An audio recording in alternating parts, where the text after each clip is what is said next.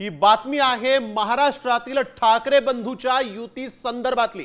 होय, ज्याची तुम्ही वाट पाहत होता तीच ही बातमी आहे, कारण महाराष्ट्रातील जनतेच्या मनात जे आहे ते होईल असं सूचक विधान आज उद्धव ठाकरेंनी केलेलं आहे। मनसे सोबतच्या युतीवर त्यांनी हे मोठं विधान केलं आणि त्यामुळे मनसे आणि ठाकरे सेनेमध्ये युतीच्या चर्चेला बळ मिळालंय। गेल्या काही दिवसांपासून राज आणि उद्धव ठाकरे एकत्र येण्याची चर्चा सुरू आहे आणि त्यावर आज उद्धव ठाकरेंनी जे राज्याच्या मनात आहे ते होईल असं म्हटलेलं आहे। त्यामुळे युतीवर उद्धव ठाकरे यांचं हे एक मोठं विधान म्हणावं लागेल। राज्याच्या राजकारणातली एक महत्त्वाची बातमी आहे, जे राज्याच्या मनात आहे ते होईल असं या ठिकाणी उद्धव ठाकरेंनी म्हटलेलं आहे।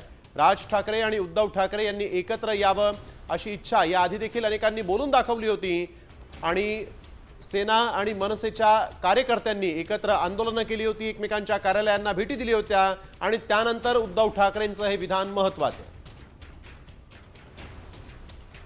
आणखी एक विषय आहे, संपूर्ण महाराष्ट्राचं लक्ष लागलंय की राज ठाकरे उद्धव ठाकरे कधी एकत्र येणार। साथ दिली, प्रतिसादही सकारात्मक आहे, पण मनसेकडून सांगितलं जात आहे की युतीचा प्रस्ताव पाठवा। ठीक आहे ना, बघू ना, जे महाराष्ट्राच्या जनतेच्या मनात आहे ते होईल। तर उद्धव ठाकरेंच्या या सकारात्मक विधानावर मनसेनं प्रतिक्रिया दिलेली आहे। जनतेच्या मनात काय आहे ते आम्हाला माहिती आहे, मात्र उद्धव ठाकरेंच्या मनात काय आहे हे जास्त महत्त्वाचं आहे असं संदीप देशपांडेंनी म्हटलंय। घ्यायचा आहे तो सन्माननीय राजसाहेब ठाकरे घेतील। ज्या वेळेला एखादी ठोस गोष्ट होईल, त्यावेळेला ठोस प्रस्ताव येईल, त्यावेळेला त्याच्यावर योग्य तो निर्णय असेल तो सन्माननीय राजसाहेब घेतील। आता सन्माननीय जनतेच्या मनात ते असं म्हणाले की महाराष्ट्राच्या जनतेच्या मनात आहे ते होईल। महाराष्ट्राच्या जनतेच्या मनात गेल्या 2017ला पण काहीतरी होतं, 2014ला पण महाराष्ट्राच्या जनतेच्या मनात होतं, पण उद्धव ठाकरेंच्या मनात नव्हतं। त्यामुळे उद्धव ठाकरेंच्या मनात काय आहे हे जास्ती महत्वाचं आहे। जनतेच्या मनात काय आहे आम्हाला माहिती आहे। तर युतीबाबत नेते सकारात्मक म्हणून कार्यकर्त्यांचं मनोबल वाढलं असल्याचं संजय राऊत यांनी म्हटलंय। तसंच सोशल मीडियावर जाहीर सांगून कोणी फोन करत नाही, कदाचित दोन्ही नेत्यांचे एकमेकांना फोन झालेलेही असतील असं सांगत युतीचे स्पष्ट संकेत राऊतांनी दिले। नेत्यांनी सकारात्मक भूमिका घेतल्यामुळेच कार्यकर्त्यांचं मनोबल वाढलेलं आहे। आम्ही सकारात्मक आहोत, माननीय राज ठाकरे सकारात्मक आहेत, त्यांचे सहकारी सकारात्मक आहेत, माननीय उद्धव ठाकरे साहेब सकारात्मक आहेत। आम्ही त्यांचे सगळे सहकारी या विषयावर अत्यंत सकारात्मक असल्यामुळे त्याचा परिणाम जमिनीवरच्या दोन्ही पक्षाच्या कार्यकर्त्यात झाला असेल तर त्याच्यामध्ये चिंतेचं कारण काय? तुम्ही स्वागत केलं पाहिजे त्याचं ना। जाहीरपणे तर आता मी 10 मिनिटांनी राज ठाकरे यांना फोन करतोय किंवा 10 मिनिटांनी मी उद्धव ठाकरेंना फोन करतोय असं काय सोशल मीडियावर सांगून तर कोणी एकमेकांना फोन करत नाही। काय सांगावं, फोन झाले सुद्धा असतील। तुम्हाला फळ झाडावरती यायला आधी बी लावावं लागतं, मग पाणी घालावं लागतं, मग रोपटं वाढवावं लागतं, मग फांद्या येतात, अशा अनेक प्रक्रियातून फळ येतं। त्या प्रक्रियेला सुरुवात झालेली आहे आणि मला पूर्ण खात्री आहे की काही दिवसांनी तुम्ही म्हणाल खूपच झाडाला फळं आली आहे, तो एवढी लवकर फळं आली कशी? तर मनसे अध्यक्ष राज ठाकरेंनी पदाधिकाऱ्यांना थेट सूचना दिल्या आहेत। ठाकरेंच्या शिवसेनेसोबत युतीबाबत कुठलंही वक्तव्य करू नका असं राज ठाकरेंनी सांगितलं। वेळ आली तर आपण स्वतः बोलू असंही राज ठाकरे यांनी पदाधिकाऱ्यांना सांगितलेलं आहे।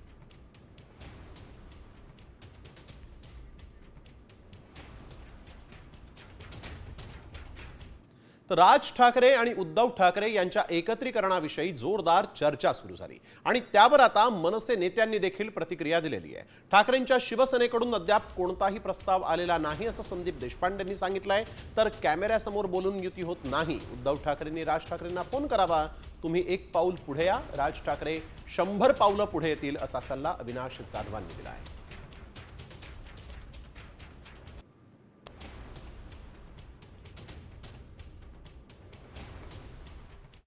जोपर्यंत कुठलाही ठोस प्रस्ताव राजसाहेबांपुढे येणार नाही तोपर्यंत ते निर्णयापर्यंत पोहोचू शकत नाही। ज्यावेळेला प्रस्ताव येईल त्यावेळेला त्याचा निर्णय, योग्य तो निर्णय राजसाहेब घेतील। बाळा नांदगावकर हे राजसाहेबांच्या आदेशाने मातोश्रीवर गेले होते। दुर्दैवाने उद्धव ठाकरेंनी त्यांना भेट दिली नाही। त्यानंतर सुभाष देसाई त्यांना भेटले, त्यावेळेला युती करावी असा राजसाहेबांचा निरोप आहे. हा निरोप घेऊन बाळा मांगावकर गेलेले, ह्याला म्हणतात प्रस्ताव. दोन्ही भावांकडे एकमेकांचा नंबर आहे, बरोबर आहे. जर अख्खी शिवसेना अशी म्हणत असेल की आपल्याला राजसाहेबांसोबत जायला हवं, मनसेसोबत जायला हवं, तर उद्धव साहेबांकडे राजसाहेबांचा नंबर आहे. एक कॉल, एक फोन. जर मराठी माणूस आणि महाराष्ट्राच्या हिताच्या काही गोष्टी घडणार असतील तर तो एक कॉल त्यांच्याकडनं यावा अशी अपेक्षा आहे आम्हाला. मी खात्रीने सांगतो, मी राजसाहेबांना नीट ओळखतो, आम्ही सगळे नीट तुम्ही एकदा एक पाऊल पुढे या साहेब, 100 पावलं पुढे येतील.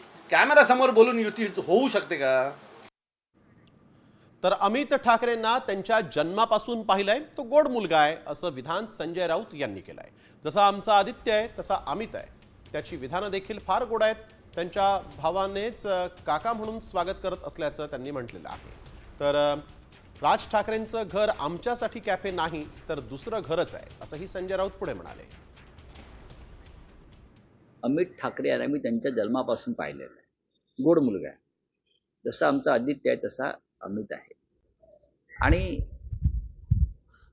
त्याची विधानही फार गोड आहेत. त्याच्या मनामध्ये जी भावना आहे त्या भावनेचं मी त्याचा काका म्हणून स्वागत करतो. आणि फार छान त्यांची हल्ली विधानं फार चांगली आहेत. आदित्यचं भूमिका फार उत्तम आहे. आता तुम्हाला मनोमिलन म्हणजे अजून काय मनोमिलन हवंय? मग होईल ना. मी कॅफेमध्ये नाही, मी घरी जाईन. आमच्यासाठी ते कॅफे नाहीये, आमच्यासाठी ते दुसरं घरच आहे ना.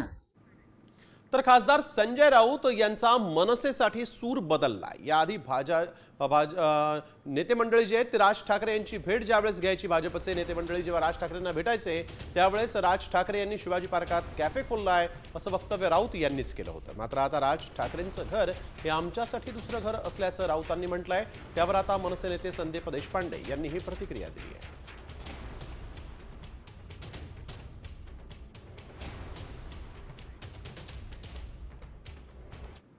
आता तुम्हाला मनोमिलन म्हणजे अजून काय मनोमिलन हवंय? मग होईल ना. मी कॅफेमध्ये नाही, मी घरी जाईन. आमच्यासाठी ते कॅफे नाहीये, आमच्यासाठी ते दुसरं घरच आहे ना.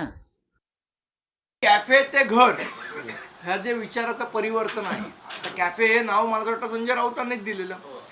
आज घरही तेच म्हणतायत. त्यामुळे त्यांच्यामध्ये मतपरिवर्तन होतंय. हे जे काय ते 3-3.5 महिने जेलमध्ये राहिले म्हणून होतंय का? काही वेगळं कारण आहे? गीता वगैरे वाचली असेल जेलमध्ये वगैरे, त्याच्यामुळे होतंय माहित नाही. पण परिवर्तन होतंय, चांगली गोष्ट आहे. आम्ही त्याचं स्वागत करतो त्या परिवर्तनाचं. तर राज ठाकरे आणि उद्धव ठाकरे एकत्र आले पाहिजेत असं विधान ठाकरे गटाचे आमदार भास्कर जाधवांनी केलंय. आगामी पालिका निवडणुकांच्या पार्श्वभूमीवर आपापल्या पक्षाच्या ताकदीप्रमाणे जागा मागणीमध्ये सहमती दर्शवावी असं जाधव यांनी पुढे म्हटलंय.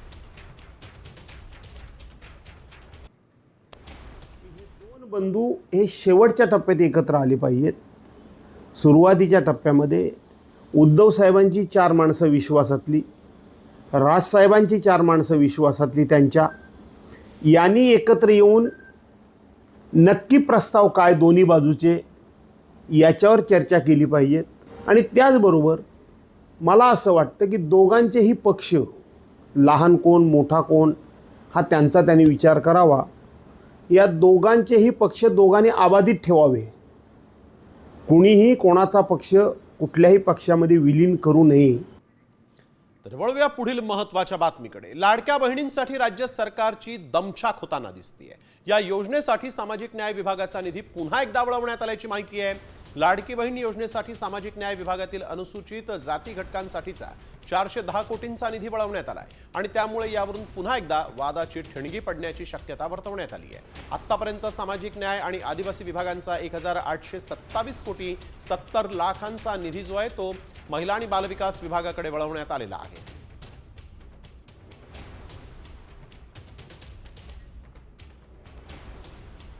सामाजिक न्याय आणि विशेष सहाय्य विभागाचा 410.30 कोटींचा निधी दोनदा वळवलाय. सामाजिक न्याय विभागाचे आतापर्यंत एकूण 820 कोटी 60 लाख रुपये वळवले गेले. आदिवासी विभागाचा 335 कोटी 70 लाखांचा निधी 3 वेळा वळवलाय. आदिवासी विभागाचा आतापर्यंत एकूण 1007 कोटींचा निधी वळवण्यात आलेला आहे. सामाजिक न्याय आणि आदिवासी विभागाचे एकूण 1827 कोटी 70 लाख रुपये या योजनेसाठी दिले गेले.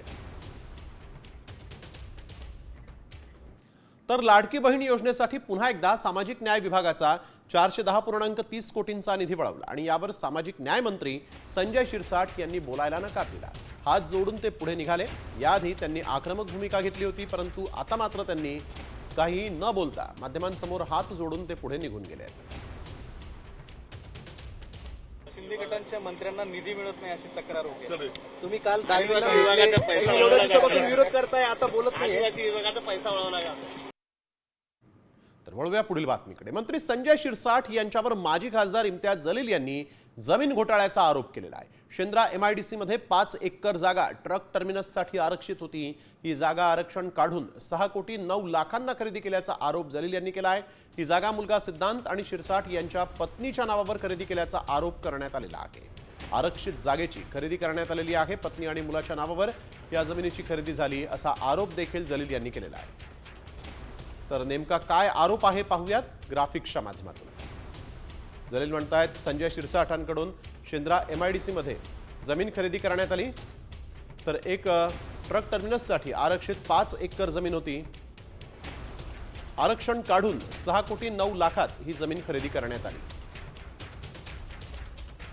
मुलगा सिद्धांत आणि पत्नीच्या नावावर जमीन खरेदी करण्यात आल्याचा आरोप आहे.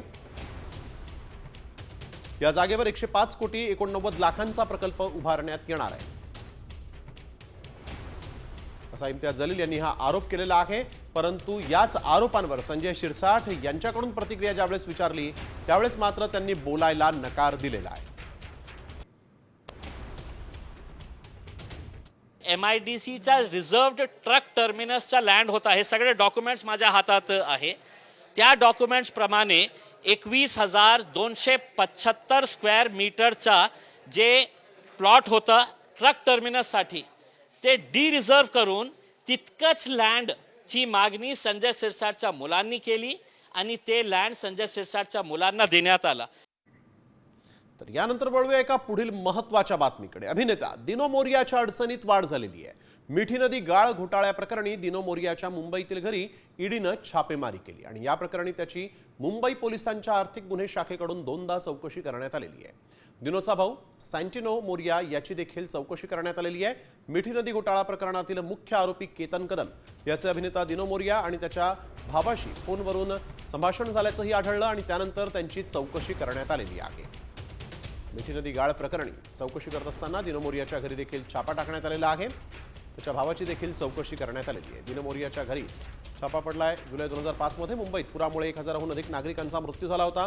मिठी नदीचा हा वाद नेमका काय ते आपण बघतोय. मिठी नदीत गाळ साचल्यामुळे ही घटना घडली होती. तर नदीच्या स्वच्छतेसाठी मोठ्या प्रमाणात निधीचं वाटप करण्यात आलं होतं. भ्रष्टाचार आणि निष्काळजीपणामुळे BMCचं यामुळे मोठं नुकसान झालं होतं. टीका झाली होती. घोटाळा केल्याच्या आरोपाखाली BMC अधिकारी कंत्राटदारांवर गुन्हा दाखल करण्यात आलेला होता. तर वळूया पुढील महत्त्वाच्या बातमीकडे. हिंजवडीमध्ये जमिनीचा वाद पेटलाय आणि बंदूक दाखवत शेतकऱ्यांना धमकावण्यात आलाय. वकील संदीप भोईरची शेतकऱ्यांना धमकी मिळालेली आहे. हिंजवडीतील कासार साईतील घटनेनं खळबळ माजली आहे. जमिनीचा वाद इथं मोठ्या प्रमाणात पेटला आणि वकील संदीप भोईर यांनी कासार साईत चक्क बंदूक दाखवलेली आहे आणि धमकावलेला आहे असा आरोप होतोय. हिंजवडीमध्ये जमिनीचा वाद पेटलेला आहे. यावेळी एक महत्त्वाची बातमी आपण बघतोय. बंदूक दाखवत शेतकऱ्यांना धमकावण्यात आलेलं आहे. हे दृश्य आपण बघतोय. वकील संदीप भोईरनं शेतकऱ्यांना बंदूक दाखवून धमकावलंय. कासार साईतल्या या घटनेनं खळबळ माजली आहे. जमिनीच्या वादामध्ये थेट बंदूक दाखवून शेतकऱ्यांना धमकावण्यात आलेला आहे. हिंजवडीमध्ये हा सगळा जमिनीचा वाद होता. त्यावेळेस जमलेल्या शेतकऱ्यांना बंदूक दाखवून धमकावण्यात आलं.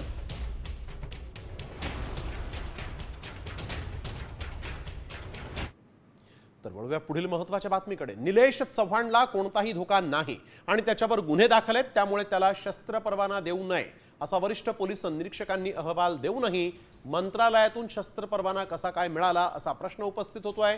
निलेश चव्हाणवर गुन्हा दाखल असल्याची माहिती लपवली गेली का, ती बदलली गेली का, हा देखील प्रश्न आता या निमित्तानं उपस्थित झालेला आहे. निलेश चव्हाणला शस्त्र परवाना कसा मिळाला या संदर्भात चौकशी सुरू आहे. त्याला कुठलाही धोका नसताना, त्याच्यावर गुन्हे दाखल असताना त्याला मंत्रालयातून हा शस्त्र परवाना कसा मिळाला असा प्रश्न या निमित्तानं उपस्थित झालेला आहे. चौकशीमध्ये धक्कादायक खुलासे आता होऊ लागलेत. तर हगवणे प्रकरणातील 6 आरोपी निलेश चव्हाणच्या शस्त्र परवान्याची चौकशी होतीये आणि त्यामध्ये एक धक्कादायक बाब आता उघड झाली आहे. पोलिसांनी शस्त्र परवाना नाकारल्यावर त्यांना मंत्रालयात अपील केलेलं का आणि त्यासाठी मंत्रालयामध्ये कुठल्या व्यक्तीनं त्याला मदत केली याचाही तपास होणार आहे. तर पोलीस आयुक्त अमितेश कुमार यांनी चौकशीसाठी एक समिती नेमलेली आहे.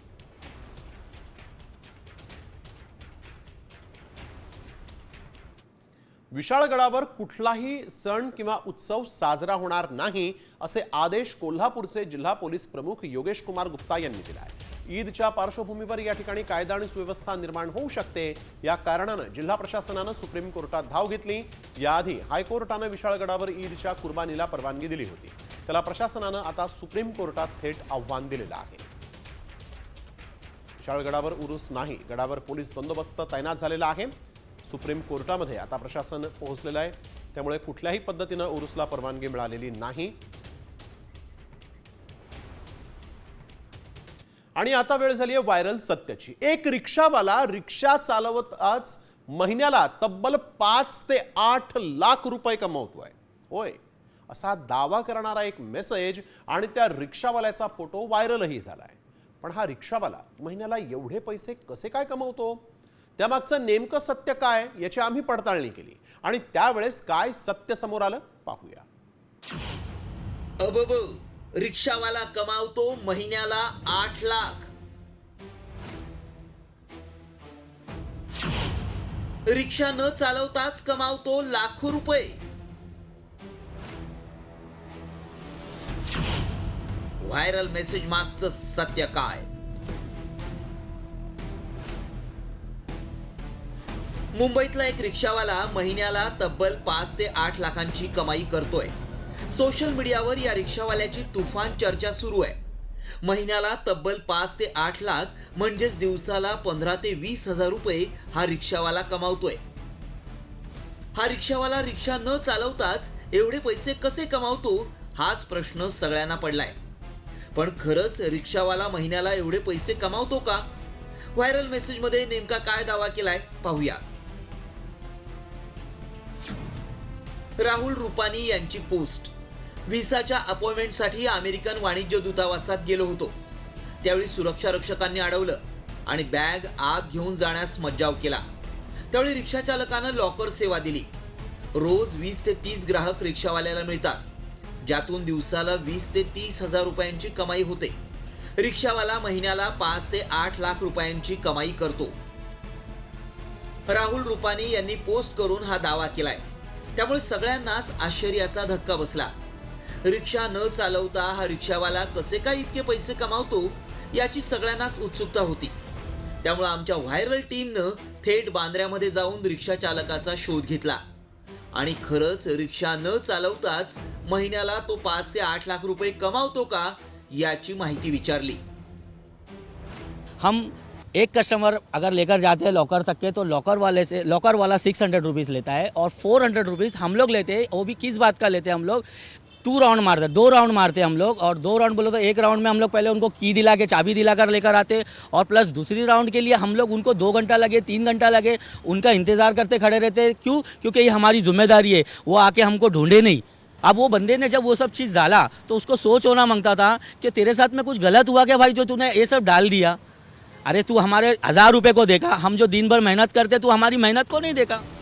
त्यावेळी आमच्या पडताळणीत काय सत्य समोर आलं पाहूया. व्हिसा इंटरव्ह्यूसाठी अनेक जण अमेरिकेच्या दूतावासात येत असतात. इंटरव्ह्यूला आलेल्यांची बॅग, लॅपटॉप, इलेक्ट्रॉनिक वस्तू असतात. दूतावासाची परवानगी नसल्यानं ऐनवेळी धावपळ उडते. गैरसोय होऊ नये म्हणून रिक्षा चालक मदत करतात. लॉकरसाठी पूर्ण दिवसाचे 1000 रुपये घेतात. लॉकरचे 600 रुपये आणि बॅग आणायचे सोडायचे 400 रुपये असे 1000 रुपये मिळतात. मात्र मुंबईतील रिक्षावाला महिन्याला 8 लाख रुपये कमावत असल्याचा दावा आमच्या पडताळणीत असत्य ठरलाय. मयूर राणेसह शिवाजी शिंदे, साम टीव्ही न्यूज, मुंबई.